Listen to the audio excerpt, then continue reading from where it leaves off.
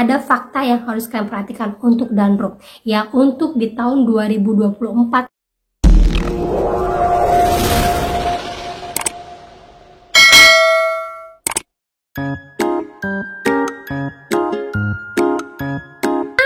Assalamualaikum warahmatullahi wabarakatuh. Apa kabar teman-teman semuanya? Semoga semua dalam keadaan sehat walafiat ya. Semoga hari ini makin menambah kuat, makin menambah wawasan dengan kita saling sharing berbagi berita tentang pinjol.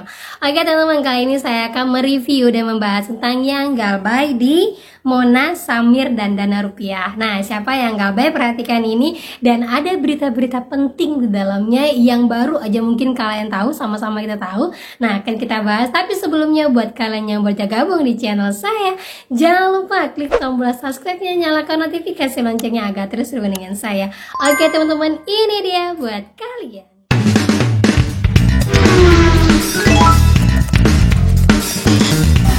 Oke teman-teman, nah kita lanjut aja ya. Kita awali dulu berita dengan yang ini, modus salah transfer dari pinjol ilegal. Nah, kalau ada yang merasa dapat kiriman dana dari pinjol-pinjol yang tidak kalian ketahui di luar dari pinjol-pinjol legal, bisa dipastikan itu pinjol ilegal ya. Jadi kalau ada seperti ini, jangan pernah dibayarkan. Kalian langsung aja ke bank, ngadu ke bank, Pak, ini saya dapat transferan seperti ini, saya nggak tahu, ini sepertinya dari aplikasi ini pinjol ilegal dan saya tidak tahu pernah pinjam di sini. Nah, nantinya pihak bank akan memblokir rekening itu karena ini sudah acuan dari Bapak Jokowi ya, untuk transaksi-transaksi yang terscam itu ilegal, maka rekeningnya akan dibekukan atau diblokir. Ya, jadi buat teman-teman semua yang takut, ini banyak sekali loh teman-teman ya, emang sengaja ditransfer padahal nggak punya pinjaman di sini, langsung aja dikirimkan uangnya. Nah, kita nggak tahu data kita kok bisa dapat gitu. Jadi ibaratnya kalau kalian punya pinjol, pernah meminjol, otomatis data akan terbuka. Nah, kalau dapat yang modus-modus seperti ini, yang perlu kalian lakukan adalah tidak usah membayar, anggap aja itu bansos. Kemudian datang aja ke bank, minta nomor rekening ini untuk diblokir, ditelusuri sama pihak bank, karena apa? Ini adalah pinjol ilegal. Nah, itu kalian akan disetujui ya, akan dibantu sama pihak banknya. Gitu ya teman-teman ya. Kita lanjut aja lagi untuk membahas tentang Monas yang pertama. Nah, siapa ini yang galbay di Monas? Banyak yang mengatakan kepada saya, Mbak, Monas ini pinjolnya ilegal ya, Monas ini semi legal ya, Monas ini pinjol atau kartu kredit ya. Nah, buat teman-teman semua ya, jadi Monas ini adalah modal nasional yang mungkin banyak sekarang dipakai sama orang karena mungkin terdeteksi DC-nya itu tidak terlalu banyak. Monas ini juga sampai sekarang ini sudah terdeteksi pinjol yang goyang-goyang, ibaratnya yang pinjol yang sudah mulai banyak yang galbay, banyak yang belum bisa bayar, TKB 90-nya rendah, tidak ada kenaikan. Ini dikarenakan ternyata Monas ini sekarang sudah menyalurkan pinjaman untuk UMKM. Dan rata-rata UMKM belum bisa mengembalikan pinjolnya yang di tenor 90 hari ataupun di bawah dari 12 bulan. Rata-rata belum bisa mengembalikan. Nah, inilah yang menyebabkan Monas itu goyang-goyang. Untuk yang pinjaman konsumtif rata-rata tidak masuk ke dalam Srik OJK. Untuk Srik OJK-nya ya, tetapi untuk UMKM-nya masuk ke dalam Srik OJK. Karena pinjaman untuk UMKM itu hampir 200 jutaan untuk usaha-usaha yang bidang menengah kelas ke atas ya. Nah, untuk DC lapangannya itu hampir tidak ada, tetapi untuk yang UMKM terkonfirmasi ada. Kalau dibilang dari legal, ini legal ya, jangan salah sangka ya, karena banyak sekali bilang itu semi legal, itu nggak ada DC lapangannya, itu nggak usah dibayarkan, nggak masuk ke dalam SIK. Untuk pinjaman yang konsumtif, karena konsumtif rata-rata orang hanya bisa minjam di bawah 5 juta. Kalau untuk pinjaman di bawah 5 juta itu emang hampir tidak masuk ke dalam SIK OJK Monas ya. Oke, lanjut lagi untuk teror ya. Terornya itu luar biasa. Terus juga telepon ke kantor. Ya, untuk yang pinjaman konsumtif.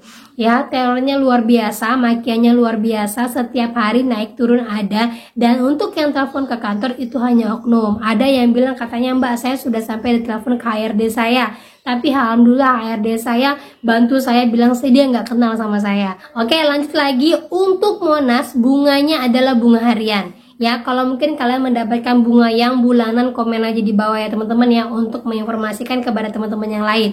Tetapi yang saya dapatkan di sini adalah bunganya harian. Ya, oke, lanjut lagi kita ke pinjol Samir. Nah, ini juga banyak yang tanya ya, Samir ini pinjol ya Mbak ya? Samir itu apa ya katanya? Kartu kredit atau pinjaman ilegal? Banyak sekali yang tanya ya. Nah, karena apa? Samir ini sedikit penggunanya ya, karena tidak terlalu terkenal seperti Aku ataupun Kredivo, dan juga Samir ini bunganya tinggi. Kemudian Samir ini paling terkenal untuk mempersulit nasabah yang mau melunaskan. Ya, banyak sekali. Jadi nasabahnya yang mau melunaskan itu selalu diabaikan, ya, tidak pernah direspon. Mereka minta untuk mereka membayarkan sesuai dengan cicilan mereka dan bunga-bunga yang saya tetapkan. Jadi kenapa banyak orang yang tidak mau menggunakan Samir? Karena tidak kooperatifnya para orang-orang yang ada di Samir, gitu ya. Kemudian untuk masuk Slik OJK, masuk teman-teman ya. Samir ini masuk Slik OJK, dan beberapa bulan lalu Samir ini sudah pernah menghapuskan untuk hutang-hutang yang di bawah 1 juta dengan tenor hanya 30 hari. Banyak sekali yang dihapuskan teman-teman ya. Tetapi ini mempersulit teman-teman yang memang mau lunaskan. Nah, inilah dia kenapa banyak orang yang males.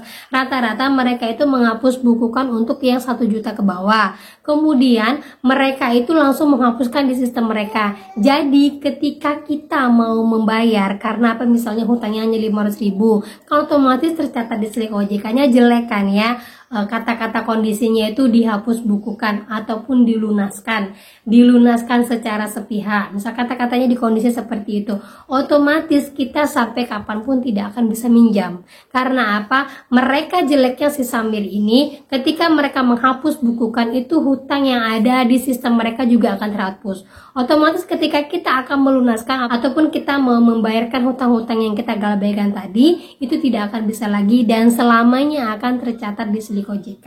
Nah, itulah jeleknya ya teman-teman ya. Tetapi keuntungannya apa? Kita tidak terjerat hutang lagi. Terus kalau mau pinjam gimana? Masih bisa. Kalian gunakan nama adik kalian, kemudian kalian yang berjanji akan membayarkannya.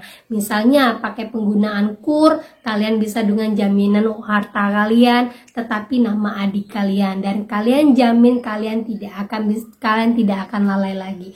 Itu masih bisa ya teman-teman ya. Oke, untuk DC lapangannya terkonfirmasi masih di daerah Jabodetabek ya. Kalau di luar dia tidak lagi. Terus untuk telorannya itu keluar Kondar. Saya selalu menyatakan kalau sampai keluar Kondar berarti nomor kalian tidak bisa dihubungin. Jadi kalian harus tetap respon sesekali biar nanti DC-nya nggak kemana-mana nyari kalian ya. Kemudian untuk bunganya itu tercatat harian ya teman-teman ya. Makanya itu kenapa bunganya itu besar sekali, karena setiap harinya dia akan terus bertambah.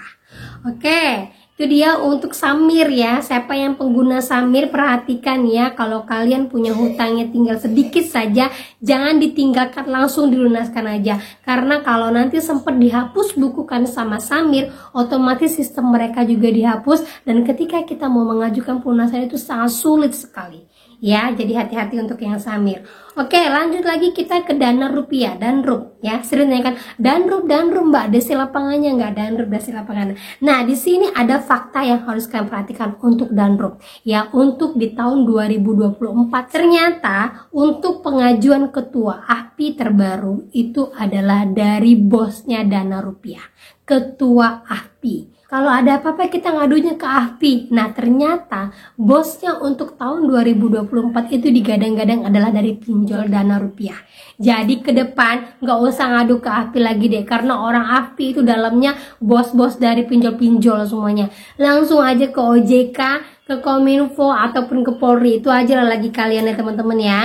Oke, lanjut lagi ya. Dana rupiah ini tercatat legal ya, dan kebanyakan orang yang galbay dana rupiah itu mengatakan hampir tidak masuk ke dalam Slik OJK ya, untuk hutang yang di bawah 5 juta. Dan rata-rata dana rupiah ini jarang memberikan hutang di atas 5 juta. Jarang sekali ya teman-teman ya.